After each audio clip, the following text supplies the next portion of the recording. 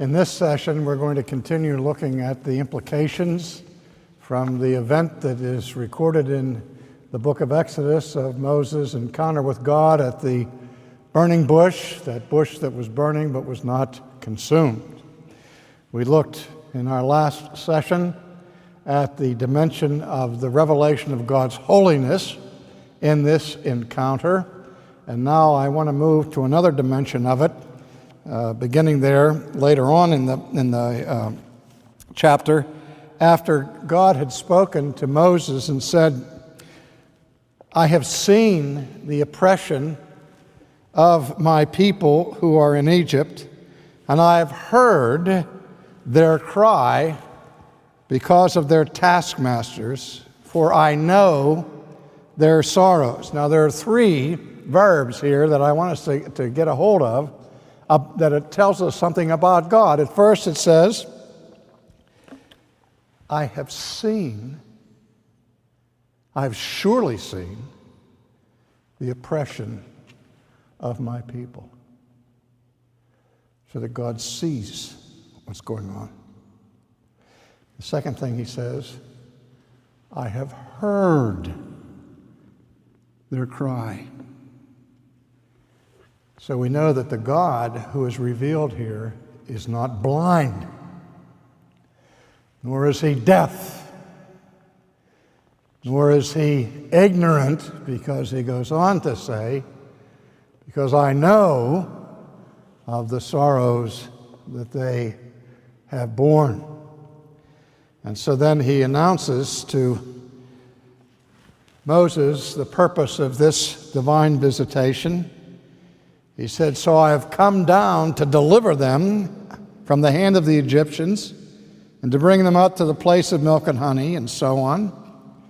And he said, come now, and I will send you to Pharaoh, that you might bring my people, the children of Israel, out of Egypt. Now, the first thing that Moses says to God in response to this is a question. Moses' question is this: who am I? All of a sudden, Moses apparently doesn't know who he is. He hears this mandate from God. God is telling him to go on this mission in God's behalf and behalf of the people. Moses said, who am I to do this? So the first thing that happened in his encounter with God was he became confused about his own identity. If you've ever read Calvin's Institutes, and if you answer that question by saying no, then I respond to you, shame on you.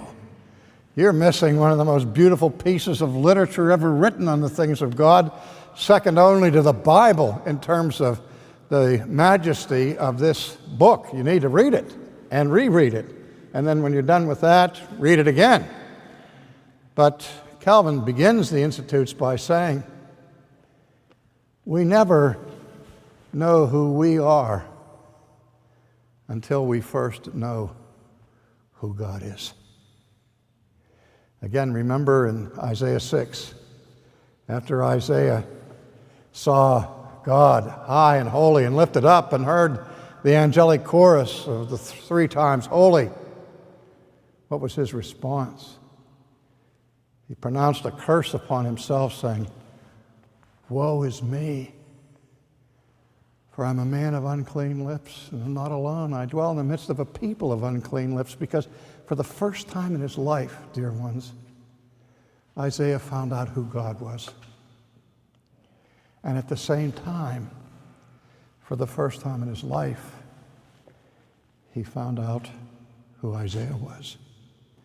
And that's what Calvin is getting at. He said, if we just look at ourselves and then judge ourselves among other people around us and compare ourselves with each other, pretty soon we will have such an inflated view of our own greatness that we will address ourselves as only slightly less than demigods. That is, as long as our gaze is fixed to the earth.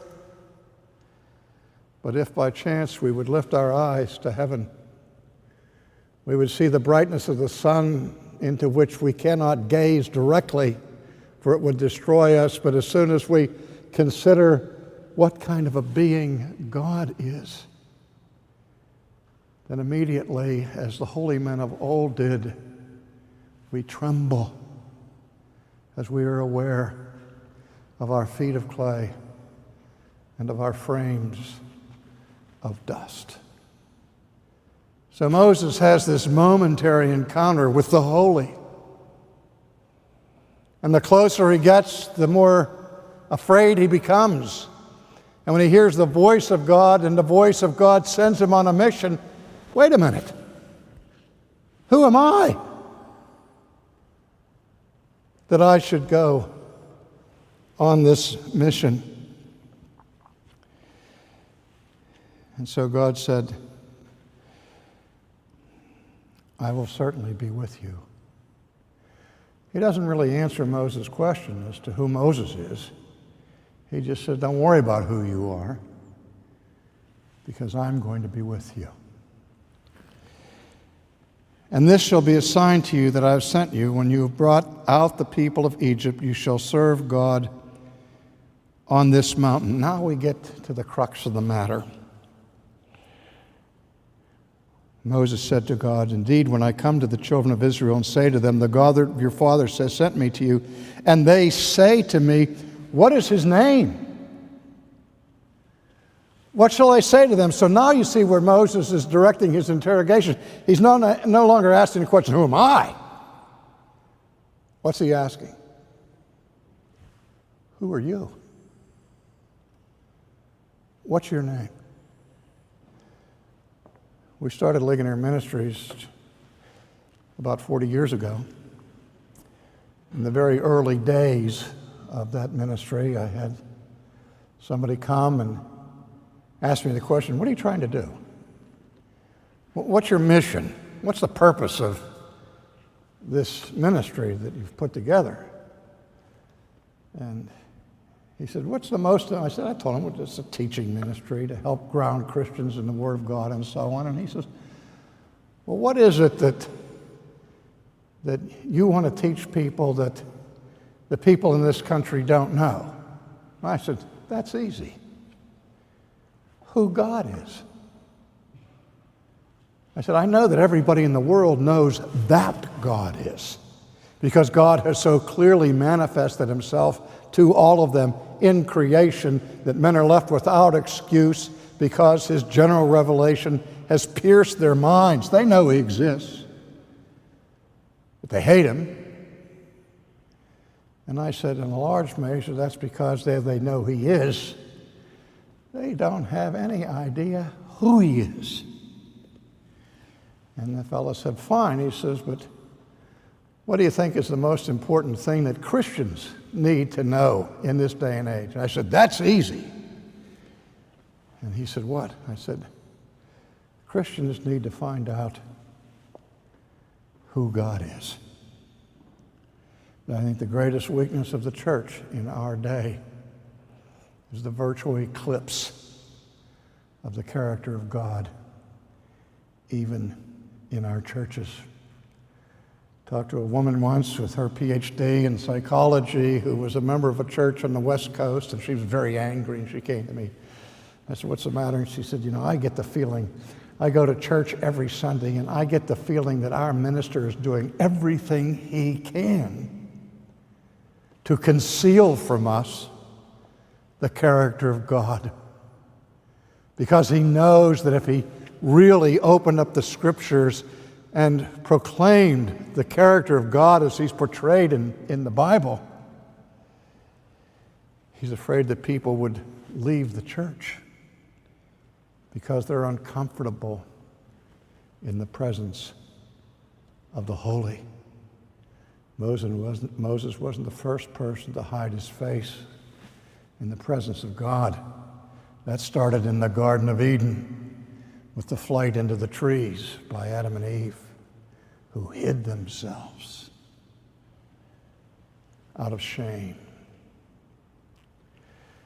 And so Moses asked a question.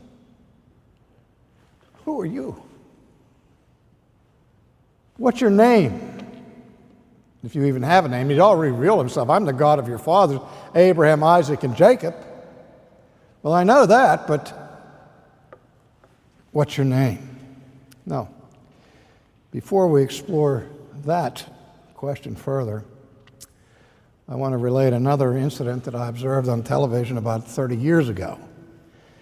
On national television, there was an interview by David Frost of Madalyn Murray O'Hara, the famous atheist, militant atheist.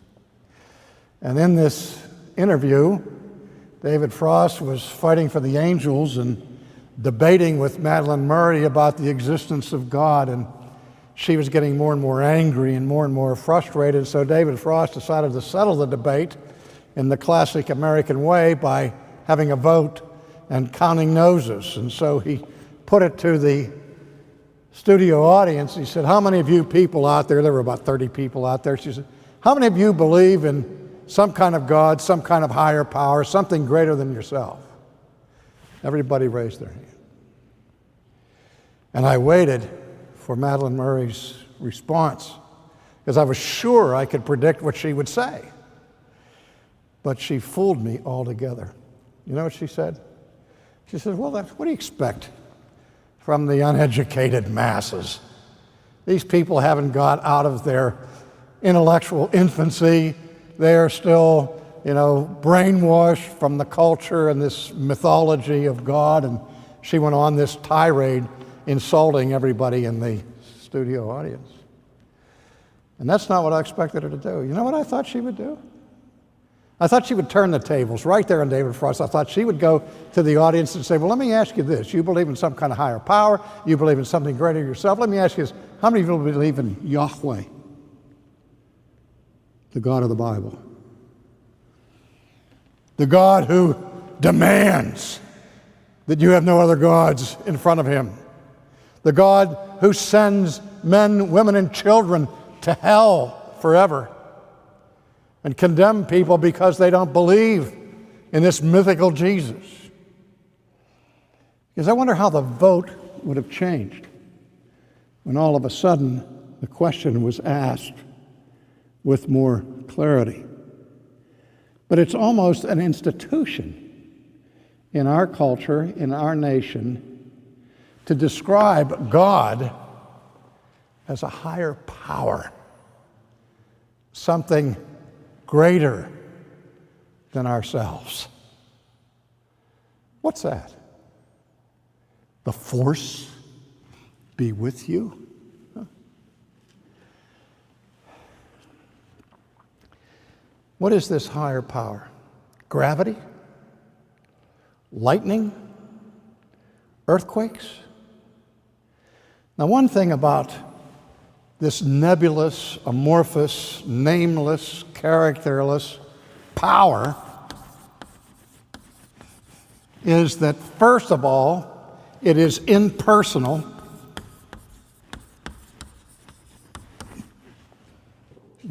Impersonal. And second of all, and most important, it is amoral. See, there's an upside and a downside to worshiping a higher power, a nameless, faceless force like gravity or cosmic dust or lightning or thunder. Here's the upside to a sinner: a force that is impersonal and amoral, makes no ethical demands on anybody. Gravity does not make judgments about people's behavior unless they jump out of windows 6 stories high. But even at that, there is no personal condemnation that comes from gravity or an earthquake Gravity has no voice. It says nothing, it sees nothing, and it knows nothing. We could describe this higher force that is the God of our culture like the three monkeys: see no evil, hear no evil, speak no evil. Nobody's conscience is seared by gravity. If the higher power is impersonal and amoral, that gives you a license to behave any way you want to behave with impunity. But what's the downside? The downside is that there's nobody home out there. That this force means that in the universe, there is no personal God, no personal Redeemer. What kind of a relationship, what kind of salvific relationship can you have with thunder? Thunder makes noise. Thunder booms through the skies. But in terms of content, it's mute. It's tongue-tied. It has no revelation. It gives no hope. And gravity has never been able to forgive anybody for their sins. And the first thing we see here in God's answer to Moses is so different from a comment I hear every week from the coach of the Pittsburgh Steelers. I listen religiously every week to the coach's, Mike Tomlin's, press conference. And it seems like after every game, the press corps asks him the same question every week. And it's like you could just run the tape. I know what Tomlin is going to say to those reporters before he says it. He's going to say, "Well, my focus is what we did wrong last week. My focus is on the next game." He always says that. And they say, "Well, what about this and what about that?" And every time a week he says, "Well, it is what it is." A redundancy, of course. But you see, that's the name of the God of America. It is what it is. But when God asked Moses for his name, he didn't say, "It is what it is." He said, "I am who I am. Yahweh. That's my name." And the very first thing that God reveals about himself in that name is that he's personal. That he can see, he can hear, he can know, he can speak, he can relate to those creatures he made in his own image. He is the God who brought up his people out of the land of Egypt. He's a God with a name, a God with a history. I taught a course in college many years ago on theology, and we were studying the names of God, and I was trying to illustrate this to the significance of the names of God and what they reveal about God's character to the class. And just at the beginning of the class, this girl, I'll call her Mary, walked in the room, and she walked in a strange, somewhat awkward demeanor. She walked in like this. And anybody that looked, or if she really walked in like this, could see the glittering diamond ring on her left hand. And I said, "Wait a minute, Mary." I said, "Do I see a diamond ring on your finger?" She said, "Yes." I said, "Are you engaged?" And she said, "Yes." I said, to whom are you engaged? And she pointed to her boyfriend in the back row. His name was John. She said, to John. I said, well, congratulations. Do you mind if I ask you a question? And she said, what's that? I said, when you say you're going to marry him, I assume that you love him. Is that a safe assumption? And she said, yes. I said, well, tell me, why do you love him? In front of the whole class, I asked her this. Why do you love John? And she said, because he's so handsome. I said, well, yes, he is very good looking, but look at Bill back there. He was the escort to the Queen this year. I said, homecoming queen. I said, don't you think he's good looking? Oh, yeah, Bill's very handsome. I said, well, then there's got to be something else about John besides that he's handsome. And she said, well, he's so athletic. I said, yes, he is. He's good. I said, but Bill's the captain of the basketball team. He's athletic too, so why don't you love Bill instead of John? And she's starting to get frustrated now. She said, well, John's so intelligent. I said, he is. He's a very good student. He said, of course, Bill's probably going to be the valedictorian of the class. So you're not getting it, Mary. There's got to be something else about John that distinguishes him from Bill in your eyes and in your appreciation, something unique to him that causes you to have this great affection. Now, don't waste the rest of the period. Let's name the child. Let's get on with it. What is it about him that makes you love him so much? And she really got frustrated. She said, well, I love him because he's John. And I said, yeah. See, when you wanted to come back to the crystallized essence of who he is and what he means in terms of your relationship and your personal history with him, it all came back to his name. And that's why when we look at God, we know that his name is wonderful. Because in that name, he reveals manifold things about the excellency of his being and the perfections of his character. That's why the saints of old, if they said, tell us everything you know about God, they would finally say, Yahweh, I am who I am. Now, God willing, in our next time together, we're going to try to go a little bit more deeply into the significance of that name, I am who I am, what it means about God, and what it means for us.